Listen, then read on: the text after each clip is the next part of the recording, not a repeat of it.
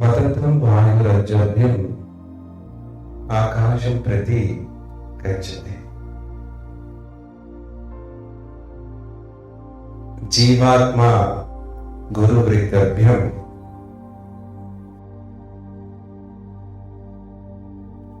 ऊर्ध्वं गच्छति असंशयम्. प्रेमस्वरूपர்களே, அன்பின் வடிவங்களே, ஆத்மஸ்வரூபங்களே,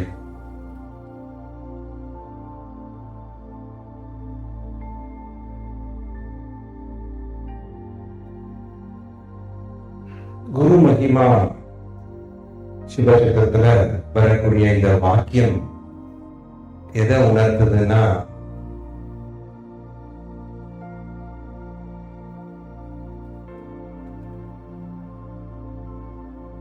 காற்றின் வேகத்தால நூலின் தாக்கத்தால ஒரு பட்டம் மேல் நோக்கி பறக்குது. சின்ன குழந்தைகள்லாம் பட்டம் விடுவாங்க. இந்த பட்டம் பறக்கிறதுக்கு ரெண்டு விஷயம் ரொம்ப முக்கியம். ஒண்ணு நூல், இன்னொன்னு காற்று. காற்றின் வேகத்தாலையும் நூலோட தன்மையாலையும் அது மேல் நோக்கி மேல மேல மேல அந்த பட்டம் பறக்கு. அந்த பட்டம் எப்படி காற்றாலையும் நூலாலையும் மேல மேல போகுதோ அதே மாதிரிதான் ஒரு ஜீவாத்மாவும் குருவோட வழிகாட்டுதலால ஒடுக்கமான மனசால உயர்வான பக்தியால அந்த உயர்வான நிலையை அடையுது. சந்தேகம் இல்லாம அடையுது. அதுதான் இந்த வசனத்தோட பொருள், அர்த்தம். இன்னைக்கு எல்லாத்துக்கும் இந்த பாரத தேசத்துல எல்லாமே இந்த உற்சவத்தை, இந்த மகர சங்கராந்திய ஒவ்வொரு பேர்ல கொண்டாடுறாங்க. வட மாநிலத்துல இது லோஹரின்றாங்க, பிஹுன்றாங்க, மகர சங்கராந்திங்கிறாங்க. இங்க தமிழர் திருநாளாம் பொங்கல்ன்றாங்க. எல்லாத்துக்கும் பொங்கல் நல்வாழ்த்துக்கள்.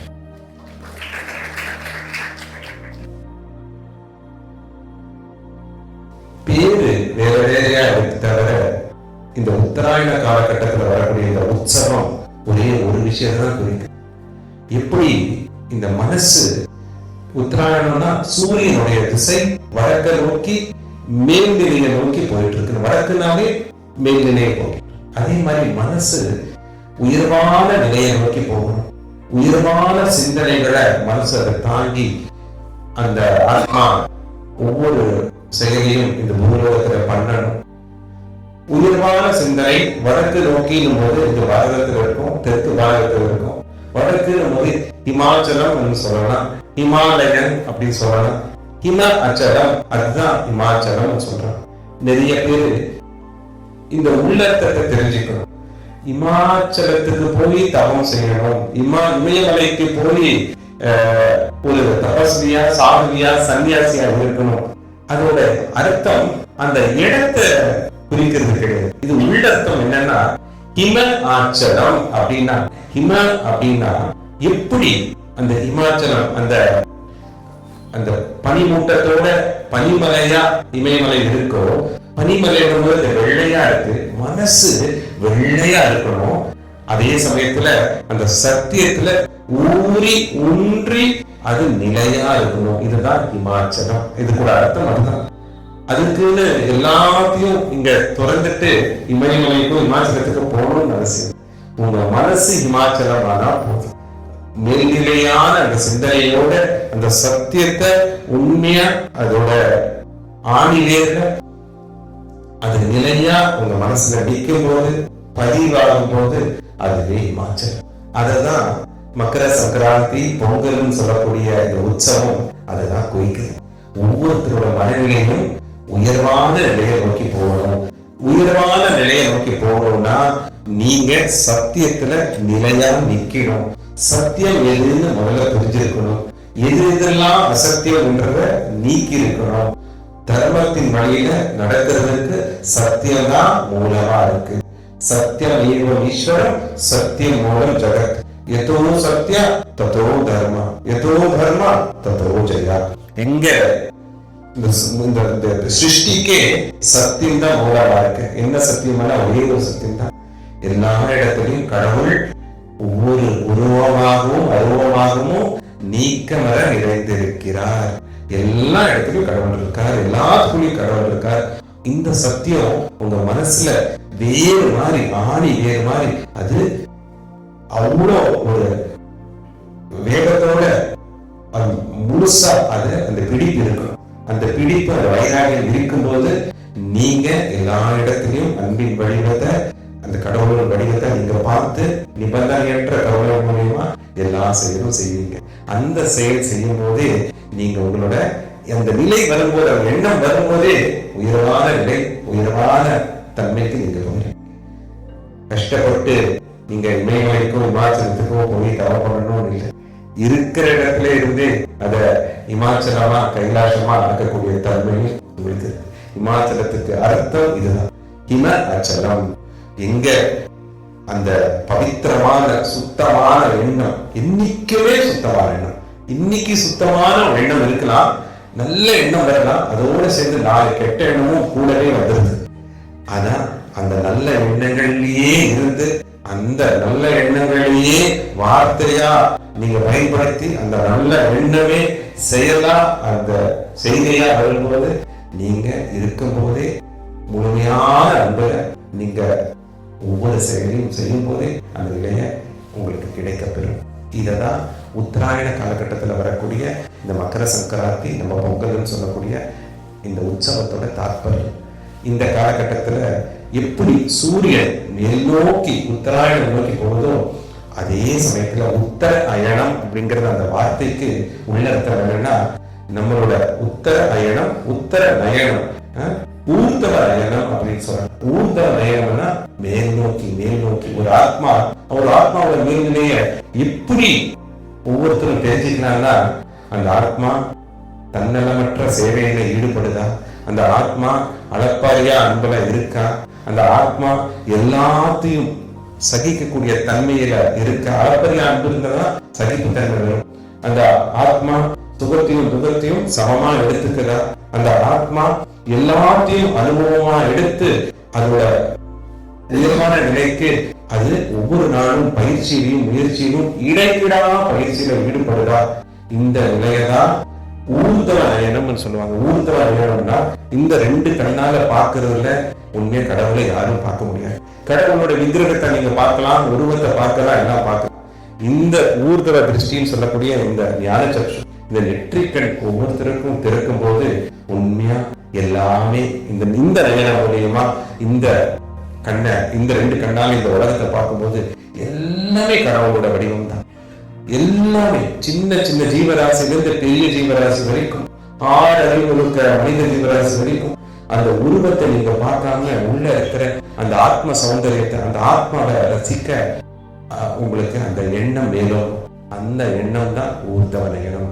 அதனால இந்த காலகட்டத்துல, இந்த நாளில் நீங்க வெறும் அந்த நம்ம அந்த உற்சவத்தை, நம்ம பண்ணக்கூடிய பண்டிகையை, திருவிழாவை வெளிப்புறத்தை மட்டும், அந்த வெளிப்புற சடங்கு சம்பிரதாயத்தை மட்டும் பண்ணாம அதுக்குள்ள இருக்கிற உள்ள அர்த்தத்தை புரிஞ்சு ஒவ்வொருத்தரும் உங்களோட ஆத்மாவோட மேல்நிலைக்கு நீங்க அன்றாட பாடுபடணும். ஒவ்வொரு முயற்சியிலையும் நீங்க ஸ்ரீமத் பகவத்கீதால தியான யோகத்துல 5வது ஸ்லோகத்துல கிருஷ்ணர் அற்புதமா சொல்ற, உத்தரே ஆத்மன ஆத்மானம் நா ஆத்மானம் அவசாதயே, ஆத்மைவ அய ஆத்மன பந்துஹூர் ஆத்மைவ ரிபுராத்மனா. உங்க மனதோட சக்தியை கொண்டு நீங்க உயர்வான நிலையும் அடையலாம். அதே மனதின் சக்தியை கொண்டு மனதை சரியா நீங்க பக்குவப்படுத்தலைன்னா அது உங்களோட தாழ்வு நிலைக்கும் அதுவே காரணமாகுது. உங்க மனசுதான் உங்களோட சுயத்தை உணர்வதற்கு நிரந்தரமான நண்பனாகவும் இருக்கு. அதே மனசுதான் உங்களுக்கு எதிரியாகவும் இருக்கு. The power of mind, அந்த மனசின் சக்திய சொல்றாரு. அதான் ஆரம்பிக்கும் போதே இப்படி ஆரம்பிக்கிறார். உத்தரே ஆத்மன ஆத்மானம். உங்களோட மனதோட சக்தியை கொண்டு நீங்க உயர்வான நிலையை அடைஞ்சிக்கோங்க. உங்க மனசுதான் தப்பு செஞ்சு உங்களை இந்த மனித பிறவியோட மகத்துவத்தை தெரியாம இந்த மனித வடிவத்தின் பெருமையை புரியாம உங்களை தப்பு பண்ண வச்சு அறியாமையில சிக்க வச்சு மறுபடியும் நரகத்துக்கு உங்களை அனுப்பக்கூடியதும் அதே மனசுதான். அதே சமயத்துல புண்ணிய காரியங்களை செய்ய வச்சு சொர்க்கத்துக்கும் அந்த ஆத்மாவை அனுப்பக்கூடியதும் அதே மனசுதான். அதே மனசு முழுமையா சமர்ப்பணம் அடையும் போது அந்த ஆத்மா பரமாத்மாவோட ஐக்கியமாகி கைலாசத்திலையும் வைகுண்டத்திலையும் இடம் கிடைக்குது. அதே மனசு அளப்பரியா அன்புல நிபந்தனையற்ற கருணையில இருக்கும்போது போதே வாழும் கடவுளா அன்பின் வடிவமா பூர்ணத்தோட வாழ்றதுக்கும் அந்த மனசுதான் காரணமா இருக்கு. மனசோட சக்தி பாருங்க. இன்னைக்கு அறியாமையதால தவறு செய்யறதும் அவங்க மனசுல இருக்கக்கூடிய எண்ணங்கள் தான். அதே அறியாமைங்கிற இருள் விலகும் போது அந்த ஆத்மா புண்ணியம் செய்யுது.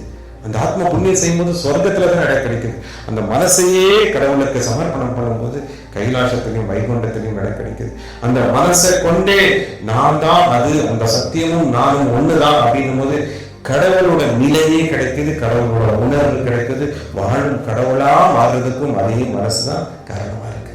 இன்னைக்கு நீங்க சொல்லலாம், இவங்க பிடிச்சவங்க பிடிக்காதவங்க, இவங்க என்னோட எதிரி, இது என்னோட நண்பன் சொல்றான். நீங்க எல்லாமே பாக்குறது வெளிப்புறத்துல தான். உங்க மனசுதான் அவங்கள நண்பராகவும் ஆக்கியிருக்கு, எதிரியாகவும் ஆக்கியிருக்கு. உங்களோட சுயத்தை உணர்றதுக்கும் உங்க மனசுதான் காரணமா இருக்கு, நண்பரா.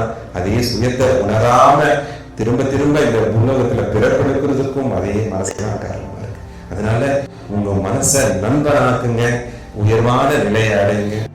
அதே மனசை நீங்க உங்களுக்கு எதிரி ஆயிடுச்சுன்னா நீங்க தாழ்வான நிலைக்கு தள்ளப்பட்டுருவீங்க. அரிய பிறப்பு அரிது அரிது, மானிடராய் பிறத்தல் அரிது. அந்த மனித பிறவி 84 லட்சம் பிறவியை கடந்து இந்த வாய்ப்பு ஒவ்வொருத்தருக்கும் வழங்கப்பட்டிருக்கு. இந்த வாய்ப்பை ஒவ்வொருத்தரும் பயன்படுத்தி உயர்வான நிலை அடையணும். அதுதான் உத்தராயணம், மகர சங்கராந்தி, பொங்கல் என்று சொல்லக்கூடிய ஒவ்வொரு திருவிழாக்கும் இது அப்படிதான். எல்லாம் சேர்ந்து பண்ணுவோம், பொங்கல் வைப்போம், எல்லாம் புது ஆடை உடுத்திப்போம். அப்படின்னா நேற்று போகி இன்னைக்கு பொங்கல், அதாவது இன்னைக்கு யோகி ஆயிருக்கணும்னு அர்த்தம். நேற்று போகின்னா பழசெல்லாத்தையும் விட்டாச்சு, பொசுக்கியாச்சு. நம்ம பொசுக்கிறதெல்லாம் பழைய துணியோ மணியோ இல்ல தேவையில்லாத பொருட்களோ கிடையாது. நம்ம இந்த பொருள் தன்மையான உலகத்துல வச்சிருக்கிற பற்றுதல், நான் என்கிற அகங்காரத்தையும் இது என்னோடதுன்னு சொல்லக்கூடிய அந்த பற்றுதல் மமக்காரத்தையும் நம்ம ஒவ்வொருத்தரும், இந்த உலகம் எனக்காக படைக்கப்படல, இங்க எதுவும் என்னோடது இல்லை, எதுவும் என்னோடது இல்லைன்னும் போது எல்லாமே கடவுளோட தான். கடவுள் கொடுத்த வீடுல இருக்கேன், கடவுள் கொடுத்த உடம்ப நான் பராமரிக்கிறேன், கடவுள் கொடுத்த சொந்த மதத்தோட சந்தோஷமா வாழ்றதுக்கு நான் ஒவ்வொரு முயற்சியிலையும் ஈடுபட்டு இருக்கேன் அப்படின்ற அந்த உணர்வோட எல்லாமே கடவுள் கொடுத்ததுன்னும் போதே நான் என்னோடதுங்கிற தன்மை போயிடுது. அந்த நான் என்னோடதுங்கிற தன்மையை நேற்று போகியில எரிச்சிட்டோம்னா இன்னைக்கு ஒவ்வொருத்தரும் யோகி யோகி யோகி யோகி. எல்லாமே யோகிங்கிறது என்ன, தெய்வ நிலையில அழைச்சு. ஒருவேளை ரோகியா இருந்தா ரோகியா மாறிடுவீங்க. ரோகினா மனநோயும் வரும், உடல் நோயும் வரும். மனநோய்க்கு சிகிச்சை குருவால கடவுளால தான் பண்ண முடியும். உடல் நோய்க்கு சிகிச்சை வைத்தியர்கள் டாக்டர்கள் எல்லாம் இருக்காங்க. ஆனா உடல் நோய் வர்றதுக்கே மனநோய் தான் மூலமா இருக்கு. காரணம் மனசுல ஆசை, பேராசை, கோபம், பொறாமை, பற்றுதல், வெறுப்பு இதெல்லாம் இருந்ததுன்னா மனநோய் இருக்குன்னு அர்த்தம். ஒவ்வொரு நாளும் அந்த அந்த மனநோயை நீக்கிறதுக்கும் அடியோட தீர்க்கிறதுக்கும் என்னென்ன முயற்சிகள்ல, என்னென்ன ஆன்மீக பயிற்சிகள்ல, எந்தெந்த சேவையில ஈடுபடணுமோ அது பண்ணும்போது ஒரு நாள் அந்த மனநோய் முழுசா நீங்கும் போது அந்த மனசே உண்மையா கடவுளோட மனசாகிடுது. அப்போவே நீங்க வாழும் கடவுளா மாறிடுவீங்க. அந்த மனநோய் இருக்குன்றத முதல்ல ஒவ்வொருத்தரும் ஒத்துக்கணும். அதுவே பெரிய நிலை. எனக்கு கோபம் வரும், எனக்கு பேராசை இருக்கு, எனக்கு பொறாமை இருக்கு, எனக்கு ஒவ்வொருத்தரை பார்த்து வெறுப்பு இருக்கு அப்படின்னு ஒரு நிலை வரும்போது அதை அந்த மனசை சமர்ப்பணம் பண்ணும்போது மனநோயெல்லாம் நீங்கி நீங்க உயர்வான நிலையை கிடைக்க பெறுவீங்க. அந்த மனநோய் எல்லாத்தையும் நீங்க ஞான அக்னி மூலியமா பொசுக்குனா அது போகி. அந்த மனசை எப்பவுமே கடவுள் நினைப்பணியை வச்சுக்கிட்டா நீங்க யோகி. போகியா இருந்தா ரோகியா மாறிடுவீங்க. யோகியா மாறுறதுக்கு கொஞ்சம் தியாகியா மாறணும், வேற ஒன்றும் இல்லை. அந்த தியாகம் மூலியமா தான் அந்த உணர்வு கிடைக்கப்பெறும். ஒவ்வொருத்தருக்கும் இன்னைக்கும் கூட தப்பு பண்றவங்களுக்கு கூட, அறியாமையில தப்பு பண்றவங்களுக்கு கூட இதை நான் செய்யறது சரிதானா இல்ல இது தப்பான்ற அந்த பகுப்பாய்வு கூட நிறைய பேருக்கு இல்லாம இருக்கு. ஏன்னா அவங்களோட மனசு தப்பு பண்ணி பண்ணி தப்ப கூட சரியா பார்க்குது. ஆனா நீங்க ஒரு குருவோட வழிகாட்டுறதுனால ஒரு மார்கதர்ஷன் கிடைக்கும் போது அதை மனசுல நீங்க பதிய வச்சு, இதுதான் என்னோட உத்தேசம், இதுதான் என்னோட குறிக்கோள், இங்க நான் பூலோகத்துல இருக்கிறது இந்த ஆத்மாவை வழிநடத்துறதும் கடவுள் தான். இந்த ஆத்மா பரமாத்மா கூட ஐக்கியமாகணும், அதுக்கு மேல் நோக்கிய பார்வை இருக்கணும், அளப்பரியா அன்பு இருக்கணும், நிபந்தனையற்ற கருணை இருக்கணும், உயர்வான சிந்தனை இருக்கணும், எண்ணங்கள் சுத்தமா பவித்திரமா இருக்கணும். அதை இங்க எந்த ஒரு காலகட்டத்திலையும் அது கலப்படம் ஆயிடக்கூடாதுன்னு அந்த குறிக்கோளை நினைச்சு நீங்க அந்த இலக்கை நோக்கி நீங்க ஒவ்வொருத்தரும் பயணிக்கும் போது உயர்வான நிலை உங்களுக்கு கிடைக்கப்படும். ஒரு சின்ன உதாரண கதை இருக்கு. ஒரு 4 மனிதர்கள், 4 ஆத்மாக்கள், 4 பேரும் செஞ்சு முடிவு எடுத்தாங்க. ஒரு வியாபாரம் பண்ணாங்க. ஒரு பஞ்ச உற்பத்தி ஆலைய நம்ம நிர்மாணம் பண்ணி அந்த வியாபாரத்துல நம்ம ஈடுபடுவோம்னு முடிவெடுத்தாங்க. ராமு, சோமு, கோபு, தாமு அப்படின்னு 4 பேர் முடிவெடுத்தாங்க. அந்த ராமு, சோமு, கோபு, தாமு 4 பேரும் சேர்ந்து சந்தோஷமா தான் அந்த வியாபாரத்தை தொடங்கினாங்க. அந்த வியாபாரம் நல்லா போயிட்டு இருந்தது. ஆனா அப்பதான் புரிஞ்சது, அவங்க வச்சிருந்த அந்த உற்பத்தி ஆலயத்துக்குள்ள அந்த பருத்தி விதைகளெல்லாம் வச்சிருந்தாங்க. அந்த பருத்தி விதையெல்லாத்தையும் சாப்பிட்றதுக்கு அப்பப்போ உற்பத்தி ஆலயங்களுக்குள்ள அந்த ஃபேக்டரிக்குள்ள என்ன ஆகும், எலி வந்துட்டே இருக்கும். அப்போ இந்த எலியை கட்டுப்படுத்துறதுக்காக ஒரு பூனையை வளர்த்தாங்க. அந்த பூனையை வளர்த்து 4 பேரும் சொல்லிக்கிட்டாங்க, என்ன தெரியுமா, இந்த 4 காலுக்கும் ஒவ்வொருத்தரும் பொறுப்பு. அப்படி முதல் காலுக்கு ராமு, 2வது காலுக்கு சோமு, கோபு, தாமு அப்படின்னு ஒவ்வொருத்தரும் அந்த 4 காலுக்கு, பூனைக்கு 4 கால் இருக்கு, பொறுப்பெடுத்துட்டாங்க. இந்த பூனை இருக்கிறதுனால எலி வராம இருந்தது, அந்த பருத்தி விதைகள் எல்லாம் அப்படியே இருந்தது, வியாபாரமும் நல்லா போயிட்டு இருந்தது. ஒரு நாள் இந்த பூனை ஒரு கால்ல, இந்த பூனை எங்கெங்க போகுதுன்னு கொஞ்சம் கவனிக்கணுன்றதுக்காக அந்த பூனைக்கு மணி கட்டினாங்க. நல்ல தங்க மணியான கட்டினாங்க. தங்க மணி கட்டி அந்த பூனை அங்கங்க தாவும் போது, அங்கங்க போகும்போது அந்த மணி சத்தம் கேட்கும், பூனை இங்கதான் இருக்கு, எல்லாத்தையும் இந்த ஆலயத்தை எலிகளின் தொல்லையில இருந்து காப்பாற்றிட்டு இருக்கு அப்படின்னு நினைச்சு சந்தோஷப்பட்டுக்கிட்டாங்க. தங்க மணிய அந்த பூனையோட காலை கட்டினாங்க. ஆனா காலப்போக்கில் என்னாச்சு, பூனையோட இன்னொரு காலு சின்ன அது காயம் ஏற்பட்டது. அந்த காயத்துக்கு மருந்து போடுறதுக்காக ஒரு ஒரு ஒரு மருந்தை வச்சு அதுக்கு மேல ஒரு துணியை வச்சு கட்டினாங்க, அந்த காயம் ஆறதுக்காக. இப்ப நம்ம பேண்டேஜ் போடுறோம்ல, அந்த மாதிரி அதை கட்டினாங்க. இந்த பூனையும் அங்க இங்க தாவி அந்த ஆலயத்தை எங்கெங்க எலி இருக்கோ அதை தேடி போயிட்டே இருக்கும். பார்த்துட்டே இருக்காங்க. இந்த மணியோட சத்தமும் கேட்டுட்டே இருக்கும். ஒரு நாள் என்னாச்சு, இவங்க கட்டின அந்த துணி மெதுவா அவிழ்த்து விழுந்துருச்சு. கொஞ்சம் அப்படி காலில் ஒட்டிட்டு இருக்கு. அந்த துணியை நிறைய கட்டியிருப்பாங்க இல்லைங்களா, அந்த துணியோட பேண்டேஜ் கொஞ்சம் வந்து வெளியில தொங்கிச்சு. இதை தெரியாம அந்த பூனை அங்க சமையலறைக்கு போய் அங்க கொஞ்சம் நிற்கும் போது அந்த அந்த துணியில தீ பத்திக்குச்சு. இந்த பூனையோ இது வேற பஞ்சு ஆலை, அங்க அங்க அங்க அங்க தாவிட்டே இருந்துச்சு. இவங்களும் அந்த மணியை சத்தம் கேட்டுட்டு சந்தோஷமா இருந்தாங்க. ஆனா அந்த பூனை காலில் இருக்கிற அந்த துணிமணி தீ பத்திச்சதுனால, தீ பத்திட்டு இருந்ததுனால அது என்னாச்சு, இந்த தீ எல்லா இடத்துக்கும் அங்கங்க எங்க காய்ச்சோ எல்லா இடத்துக்கும் அது பரவிச்சு. அந்த பஞ்ச ஆலையே தீயால பஸ்மம் ஆயிடுச்சு.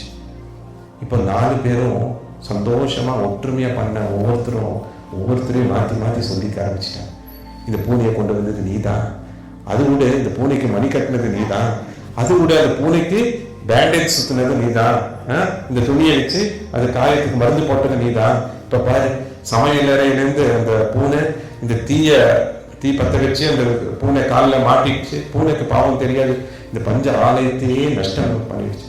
இப்ப நஷ்டீடு ஒவ்வொருத்தரையும் நல்லா போயிட்டு இருக்கும் போது எல்லாம் சந்தோஷமா இருப்பாங்க. ஆனா ஏதோ ஒரு நஷ்டம் வந்துடுச்சுனாலே ஒவ்வொருத்தரும் மாறி மாறி ஒவ்வொருத்தரையும் குறை சொல்ல ஆரம்பிப்பாங்க. அந்த மாதிரிதான் நடந்தது. அதனால இந்த 3 பேரும் சேர்ந்து கடைசியில் இருக்கிற தாமுவை குறை சொன்னாங்க. என்ன தெரியுமா, இந்த காயம் ஏற்பட்டு அந்த துணி சுத்தின அந்த இடம் இருக்குல்ல, அந்த கால, அது உன் பொறுப்பு தானே, நீ தான் அந்த காலுக்கு பொறுப்பு. அந்த காலால தான் இந்த பஞ்சாலையே பத்தி எரிஞ்சு பஸ்மம் ஆயிடுச்சு. இப்ப நீ தான் எங்க 3 பேருக்கு நஷ்டஈட கொடுக்கணும் அப்படின்னு கேட்டுட்டாங்க.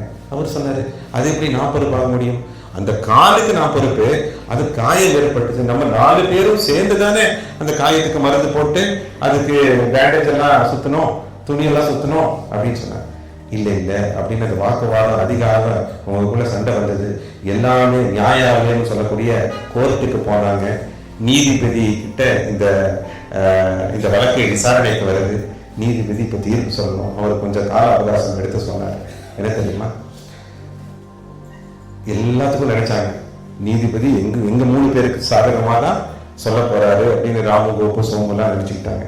ஆனா நீதிபதி என்ன தீர்ப்பு சொன்னாருன்னா, அந்த காயப்பட்ட காலை, அந்த துணி மூலியமா தீ பிடிச்ச காலை, இந்த 3 காலை தானே அங்கங்க எல்லாம் கூட்டிட்டு போச்சு.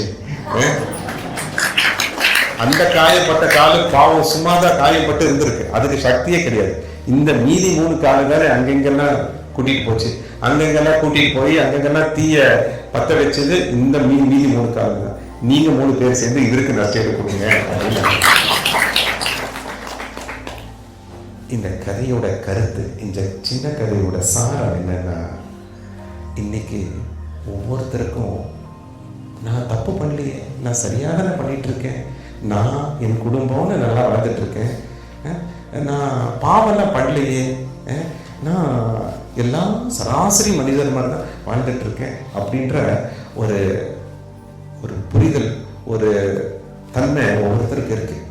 ஆனா நீங்க கடவுள் தன்மையிலிருந்து கடவுள் உங்களோட வாழ்க்கைய எப்படி பார்ப்பாரு அப்படின்ற அந்த நீதிபதி எப்படி பார்த்தாரு அந்த வழக்கு விசாரணை. அந்த 3 பேரோட நியாயம் என்ன, அது உன்னோட பொறுப்பு, நீ தான் அந்த காலுக்கு நீ தான் பொறுப்பு, அந்த காலம் மூலியமா தான் தீ பத்த வச்சது எனக்கு ரெஸ்ட் கொடுக்கணும். ஆனா நீதிபதி எப்படி பார்த்தாரு, அந்த காலம் இந்த 3 காலம் தானே கூட்டிட்டு போச்சு எல்லா இடத்துக்கும், 4 காலம் இல்லாம எப்படி அந்த பூனை நகர முடியும். அந்த மாதிரி கடவுளோட பார்வையிலிருந்து பாருங்க, இந்த சிருஷ்டியை படைச்சு ஒவ்வொருத்தருக்கும் இந்த பிறவியை கொடுத்து 5 மாசம் கருவறையிலேருந்து ஒவ்வொருத்தரையும் காப்பாற்றி உங்களை தவணை வச்சு நடக்க வச்சு இன்னைக்கு வரைக்கும் உங்களை காப்பாற்ற வச்சு உயிரோடு இருக்க வச்சு தேவையான அளவுக்கு எல்லாத்தையும் உங்களுக்கு கொடுத்து அறிவு, திறமை, பொன், பொருள், இருக்கிறதுக்கு இடம், உடுத்துறதுக்கு உடல் எல்லாத்தையும் கொடுத்த கடவுள் அவரோட பார்வையிலேருந்து உங்ககிட்ட என்ன எதிர்பார்த்துட்டே இருக்கு. ஒவ்வொரு ஜீவாத்மா அதை கொடுங்க, இது கொடுங்க, பிரார்த்தனை மனித லிஸ்ட் மாதிரி போயிட்டே இருக்கு. ஆனா கடவுள் உங்ககிட்ட இருந்து என்ன எதிர்பார்ப்பாரு, அவரோட தன்மையிலிருந்து நீங்க நினைச்சு பார்த்தீங்கன்னா ஒரே ஒன்றதை எதிர்பார்க்கிறார், கொடுத்தது எல்லாத்துக்கும் நன்றி உணர்வு இருக்கான்னு எதிர்பார்க்கிறார். என் மேல இவ்வளவு கொடுத்துருக்கேனே, நான் வேணும்னாலும் கொடுப்பேன், ஆனா இதெல்லாம் பொருள் தன்மை, நான் அருளை கொடுக்கறதுக்கு தயாரா இருக்கேன், நான் கேட்கறது ஒன்னே ஒண்ணுதான், தன்னலமற்ற அன்பு, பூர்ணமான சரணாகதி, முழுமையான சமர்ப்பணம். எல்லாம் நீங்க கொடுத்ததானே சரணாகதி. இந்த உடல், பொருள், ஆவி எல்லாம் இந்த உடல் பொருள் மூலியமா நான் சம்பாதிச்ச விஷயம் என்கிட்ட இருக்கிறது எல்லாமே உங்களோடனாலே முழு சமர்ப்பணம். ஆனா அதை கூட ஜீவாத்மா சொல்ல மறக்குது, அதை கூட மனசு அகங்காரத்தினால மமக்காரத்தினால வசப்பட்டதுனால இதை கூட அங்க சமர்ப்பணம் பண்றதுக்கு தயங்குது. இன்னைக்கு இந்த சிருஷ்டியே கடவுள் படைச்சிருக்காரு. படைச்ச சிருஷ்டியை படைச்ச கடவுளுக்கு எந்த காலகட்டத்துல இந்த ஆத்மாக்கு என்ன கொடுக்கணும், எப்படி வைக்கணும் அப்படின்றது தெரியாதா? கண்டிப்பா தெரியும். ஆனா எது கொடுத்தாலும் நீங்க எனக்கு நல்லதுக்கு தான் பண்ணுவீங்க, கொடுத்தது எல்லாமே உங்களது தான் என்ற அந்த நன்றி உணர்வு, சுகத்தையும் துக்கத்தையும் சமமா பார்க்கக்கூடிய அந்த மனப்பான்மை, மூணாவது எக்காலத்திலும் என்னை கடவுள் கைவிட மாட்டாருங்கிற அந்த நம்பிக்கை. இந்த 3 விஷயத்தை தான் எதிர்பார்க்கிறாங்க கடவுள். அதை இது எப்ப வரும்? உயர்வான நிலை இருந்தால் தான் வரும். மனசு சுத்தமா இருந்தால் தான் வரும். நம் மனசுல ஆழமான நம்பிக்கை இருந்தால் தான் வரும். இதைதான் எதிர்பார்க்கிறோம். எல்லாமே கிடைக்கும். இன்னைக்கு மனித வடிவமே பெரிய அதிசயம் தான். இந்த எறும்புல இருந்து ஓவடி விதிகராசில இருந்து இந்த வடிவத்துக்கு வந்தாச்சு. இதுவே பெரிய அதிசயம் தான். ஒவ்வொரு நிமிஷமும் உங்க இதயம் துடிப்புல இருக்கு. இதுவே அதிசயம் தான். உங்க மூச்சு உள்வாங்கி வெளிவாங்கி போயிட்டு இருக்கு. இதுவே அதிசயம் தான். உங்களோட வாழ்வே அதிசயம் தான். ஆனா இருந்தாலும் இந்த அதிசயத்தை உணர்றதுக்கு மனசு பக்குவப்படல. கிடைச்சது எல்லாத்துக்கும் நன்றி சொல்றத அந்த தன்மை, கடவுள் எனக்கு எல்லாம் கொடுப்பாரு, கைவிட மாட்டாருங்கிற அந்த பூர்ணமான நம்பிக்கை இல்லை. நான் உங்களை அடையிறது தான் ஒரே நோக்கம்ங்கிற அந்த குறிக்கோள். உலக ரீதியான தன்மை எவ்வளவு வேணாலும் இருக்கும். அந்த பொருள் ஆசை தீரவே தெரியாது. ஆனா அருளுக்கு மட்டும் ஆசைப்படுங்க, ஆசையே வராது. வேற ஆசையே இல்லை. ஒரே ஆசை, எல்லா ஆசையும் போகி மாதிரி பஸ்மம் ஆக்கிடுவோம்னா அது அருளுக்கு உண்டான ஆசை. அந்த அருளை கேட்கறதுக்கு மனசு பார்க்கப்படும். அதை தான் இந்த உற்சவமா இருக்கக்கூடிய இந்த உத்தராயண காலகட்டத்துல அந்த நிலை முடியுது. உத்தராயணம் முதல் 6 மாசம், தட்சிணாயணம் அடுத்த 6 மாசம். ஜூலைல இருந்து தட்சிணாயணம் ஆரம்பிக்குது. தைப்பிறந்தால் வழி பிறப்புன்ற மாதிரி இந்த உத்தராயணம் வருது. வழிங்கிறது என்ன? இந்த உத்தராயண காலகட்டத்துல என் மனசு மேல்நிலை பட்டுச்சுன்னா, நான் என்னோட மனசு உயர்வான நிலையை அடைஞ்சிருச்சுன்னா, எனக்கு தாழ்வு நிலை வந்தாலும் என் மனசு உயர்வான நிலையில இருக்கும். சுகம் துக்கம் எல்லாம் மாறி மாறி வரலாம். என்னோட மனசு அந்த நிலையில இருக்கும். அதனால மனதின் சக்தியை கொண்டு உயர்வான நிலையை அடையிறது தான் உத்தராயணத்தோட தத்துவம், தாற்பயம். அதே சமயத்துல ஊர்துவ நயனம் இருக்கும். இப்போ பட்டத்தை எப்படி நூல் காற்றும் இயக்குதோ அதே மாதிரி ஒழுக்கமான மனம், ஒழுக்கமான வாழ்க்கை, ஒழுக்கமான நடத்தை, அதே சமயத்துல குருவோட வழிகாட்டுதல், இது 2 இருந்தா உங்க ஆத்மா பட்ட மாதிரி மேல் நோக்கி பறந்துட்டே இருக்கும். அது ஒரு நாள் எங்கிருந்து வந்தோமோ அந்த மூலத்தை அடைஞ்சு அந்த இலக்கை நோக்கி அந்த ஐக்கியமும் ஆயிடும். இதுதான் உத்தராயணம். இப்போ பொங்கல்ல நம்ம அதை சொன்னோம். ஒரு விதத்தை இந்த பொங்கல்ல கரும்பை வச்சோம்.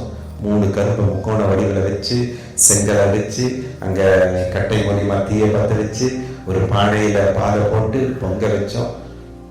பொங்கலோ பொங்கல்னு நம்ம ஒவ்வொருத்தரும் சத்தமா சந்தோஷமா சொல்லிக்கிட்டோம். இதோட அர்த்தம் என்ன அப்படின்னா, இந்த கரும்புன்னு போது அது மூங்கிலோட ஒரு வகை. சரிங்களா? மூங்கிலுக்கும் ஒரு சாதாரண செடி கொடிக்கும் என்ன வித்தியாசம்? பண்ணை செடின்னு இருக்கு, கேள்விப்பட்டிருக்கீங்களா? அது 1 மணி நேரத்துல வளர்ந்துடும். 1 மணி நேரத்துல 4 அடி 5 அடி வளர்ந்துடும்.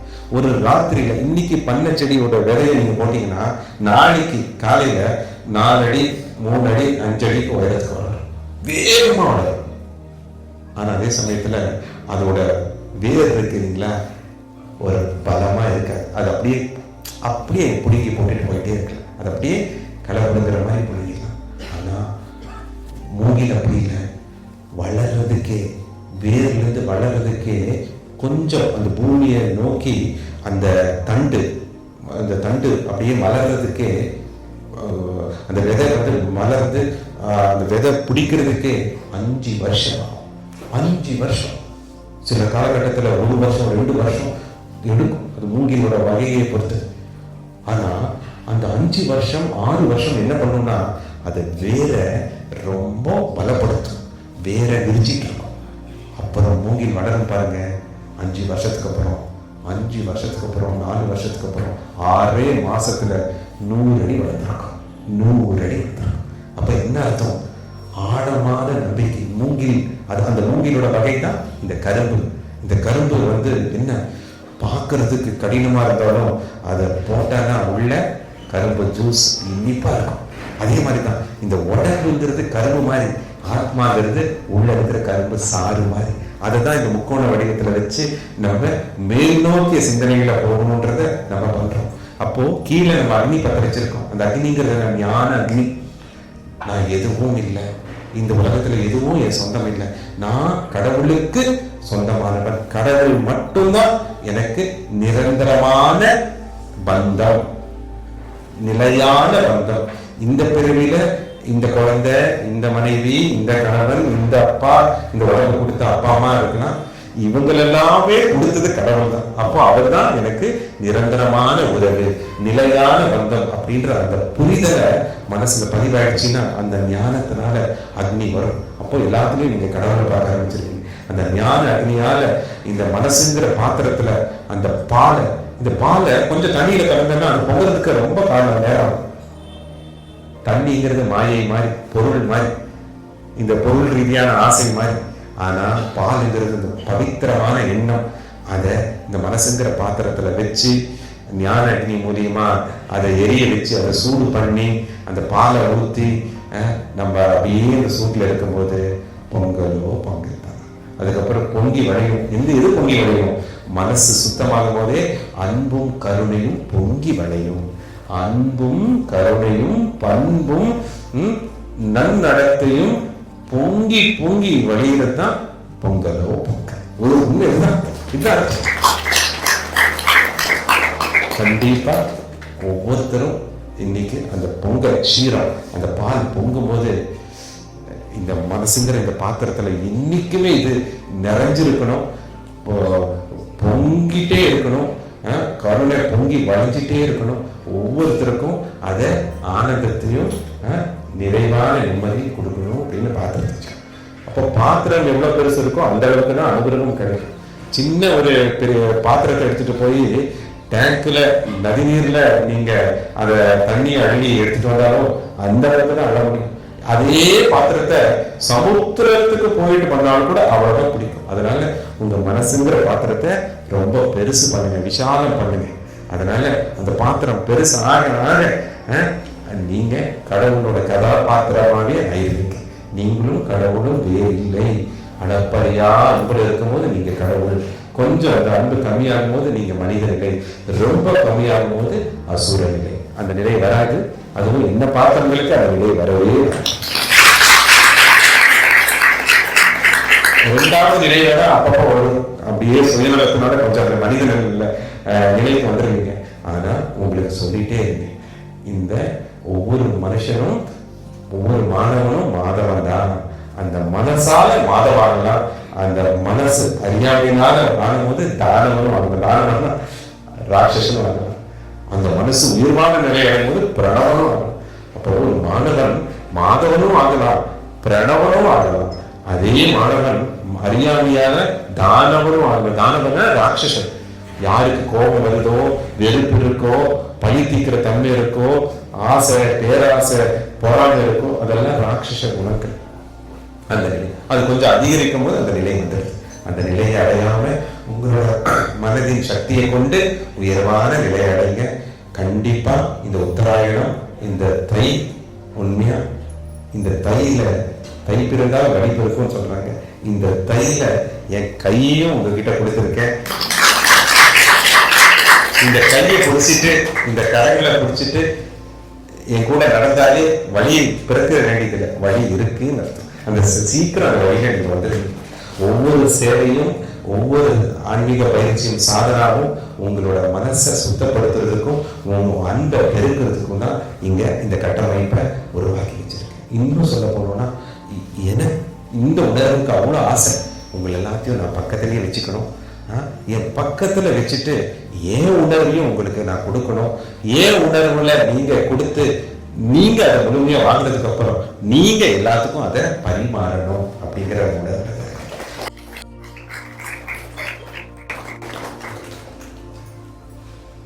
அதனால நேத்து வரைக்கும் நீங்க யோகியா இருந்திருக்கலாம். இன்னையோட இந்த சத்சங்கம் கேட்டதுக்கு அப்புறம் நீங்க யோகியா மாறிடலாம். அதுதான் ஒரே என்னோட ஆசை. ஒவ்வொரு யோகியா மாறணும்னா நீங்க உடனே யோகினாலே நினைச்சுக்காதீங்க பெரிய தாடி வச்சுக்கணும், காவி உடைய உடுத்திக்கணும், கைலாய மலையில தவம் இருக்கணும், வீட்டு இல்லறத்துல இருக்கக்கூடாது. அது கிடையாது. யோகிங்கிறவங்க யாருன்னா கடமையை செஞ்சு பலனை எதிர்பார்க்காதவங்க, பலனுக்காக கடமையை செய்யாதவங்க, எக்காலகட்டத்திலையும் மனசை சமநிலையை வச்சிருக்கிறவங்க. அவங்க எப்படி வேணாலும் இருக்கலாம். பட்டு புடவையை உடுத்தி கூட நீங்க யோகியா இருக்கலாம். பட்டு வஸ்திரத்தை உடுத்தி கூட ஒவ்வொருத்தரும் யோகியா இருக்கலாம், யோகியா இருக்கலாம். இந்த வஸ்திரத்துக்கும் அதுக்கும் என்ன வேணா உடை போடுங்க, எப்படி வேணாலும் இருக்கு. ஆனா உங்க நினைப்பு கடவுள் மேல, உங்களோட செயல் கடவுளோட செயலா மாறும். கடவுளின் சிந்தனையை மனிதன் கொண்டு கடவுளுடைய காரியங்களை செம்மையோடு சிறப்பான முறையில் செய். இதுதான் நம்மளோட வேத வாக்கா இருக்கு இந்த அறக்கட்டளையில. கண்டிப்பா நிறைய சத வருஷ ஜன்மோத்சவ சங்கல்பம் எடுத்திருக்கு. அதுல நான் சொல்றேன், கூடி சீக்கிரம் இப்போ இந்த சாய் கிருஷ்ணாமிர்தம் ஹால் முடிஞ்சதுக்கு அப்புறம் தமிழ்நாடு முழுக்க நான் சுற்றுப்பயணம் பண்ண போறேன். ஒவ்வொரு இடத்துலையும் ஏகாதச ருத்ர ஹோமமும், ருத்ர பாராயணமும், ருத்ர அபிஷேகமும், ஒவ்வொரு இடத்துல தன்னலமற்ற சேவையோட நிறுவனங்களையும் நான் நிர்மாணம் பண்ண போறேன். நிறைய விஷயம் மகிமை நடக்க போகுது. எனக்கு நம்பிக்கை இருக்கு. கோயம்புத்தூரை நீங்க பாத்துறீங்க, நான் போனேன். யாரும் யாரும் கேட்டு எல்லாத்துக்கும் அந்த அன்பை பரப்புறதுக்கு, இந்த அன்பை எல்லாமே அன்பின் வடிவம் தான் உண்டாக்குறதுக்கு இந்த உருவம் ஒவ்வொரு சுற்றுப்பயணத்தையும் கண்டிப்பா மேற்கொள்ள போகுது. எல்லாமே ரிக்வேதத்துல இருக்கக்கூடிய சங்கடன் சூக்தா மாதிரி, சங்கடன் சூக்தத்துல அதுதான் சொல்றேன், நம்ம எண்ணங்கள் எல்லாம் சங்கமமாகட்டும், நம்மளோட இலக்கு ஒன்றுதான்ற அந்த நிலை ஒவ்வொருத்தருக்கும் வரட்டும். இலக்கு ஒன்றுதான், என்ன? கடவுள் மட்டும்தான் எங்க லட்சியம், கடவுளை உணர்றது மட்டும்தான் ஒவ்வொரு பிறப்பின் நோக்கம் அப்படின்ற அந்த எண்ணங்கள் மாதிரி நம்ம சங்கமமாகட்டும், நம்ம வழிபாதை தெளிவாகட்டும், நம்மளோட குறிக்கோள் நிறைவேறட்டும். இந்ததான் சங்கடன் சுத்தா, வேதத்தில் இருக்கக்கூடிய சங்கடன் சுத்தா. அந்த நிலையில நம்ம ஒவ்வொருத்தரும் கை கோர்த்து கை இணைந்து தை பிறந்தால் வழி தோறும். ஏன் கையை மட்டும் பிடிச்சா போதும், வழி பிறக்கல, வழி பிறந்துடுச்சுன்னு. கை பிறந்தால் வழி பிறக்குங்கிறது அது ஒரு ப்ராபபிலிட்டி ஸ்டேட்மெண்ட். பிறக்கலாம், பிறக்காம இருக்கலாம், பிறக்கும். ஆனா என் கையை பிடிச்சாலே வழி பிறந்துருச்சு, சொர்க்கத்தோட கதவும் திறந்துருச்சு, வைகுண்டமும் கைலாசமும் உங்க மனசுல அந்த நிலை நிறைவேறிச்சுன்னு அந்த உணர்வு வந்துடும், கண்டிப்பா வந்துடும். அதுதான் அளப்பரிய அன்பின் சக்தி. கண்டிப்பா ஒவ்வொருத்தரும் உணர்வீங்க. நிறைய அற்புத விஷயம்லாம் இந்த வருஷத்துல இடையிலுப்பாளையம் இந்த சுற்றுப்புற இடத்துல நடக்க போகுது. போக போக தெரியும், கண்டிப்பா அது நடக்கும். நிறைய அற்புதத்தை நீங்க பார்க்க, நிறைய பேரோட மனமாற்றத்தை நீங்க கண்கூடா பார்க்க போறீங்க. இந்த இடமே மாறுறத ஒவ்வொருத்தரும் மனசு பக்குவப்படுறத ஒவ்வொருத்தரும் நீங்க கூட இருந்து அதை ரசிக்க போறீங்க. அதே சமயத்துல உங்களோட மனசை பக்குவப்படுத்தி அந்த நிலையை அடையிறதுக்கு நீங்க தயாரிக்கோங்க.